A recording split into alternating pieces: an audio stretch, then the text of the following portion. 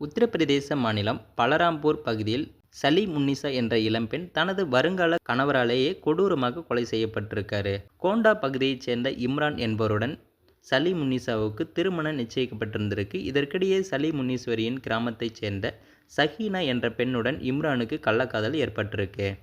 தங்களின் காதலுக்கு இடையூறாக இருந்த சலீம் உன்னீஸ்வரியை தீர்த்து கட்ட முடிவு செய்த அந்த கள்ளக்காதல் ஜோடி அவரை ஒரு வீட்டிற்கு வரவழைத்து இரும்பு ராடால் சரமாரியாக தாக்கியிருக்காங்க. மயக்கமடைந்த பெண்ணின் மீது மண்ணெண்ணெய் ஊற்றி தீயிட்டு கொளுத்தியதோடு அவர் தற்கொலை செய்து கொண்டதாக நாடகமும் ஆடியிருக்காங்க. சலீம் உன்னிசா தற்கொலை செய்து கொண்டதாக இம்ரான் தரப்பு கூறியதை நம்பாத போலீசார் உடலை கைப்பற்றி பிரேத பரிசோதனைக்கு அனுப்பியிருக்காங்க. அதில் அவரது உடலில் பலமான காயங்கள் இருப்பதும் அவர் அடித்து கொலை செய்யப்பட்டதும் உறுதியாகியிருக்கு. இதையடுத்து போலீசார் நடத்திய அதிரடி விசாரணையில் இம்ரான் தனது கள்ளக்காதலி சகீனா மற்றும் அவரது தாய் சைனப் ஆகியோருடன் சேர்ந்து இந்த படுகொலை செய்தது அம்பலமாகியிருக்கு. தங்களின் கள்ளக்காதலை தட்டி கேட்ட பாவத்திற்காக ஒரு இளம்பெண்ணை உயிரோடு கொளுத்திய இந்த 3 பேரையும் போலீசார் அதிரடியாக கைது செய்து சிறையிலும் அடைச்சிருக்காங்க. ஸோ இந்த சம்பவத்தை பற்றி நீங்கள் என்ன நினைக்கிறீங்கன்றதை மறக்காமல் கமெண்ட்டில் சொல்லுங்கள்.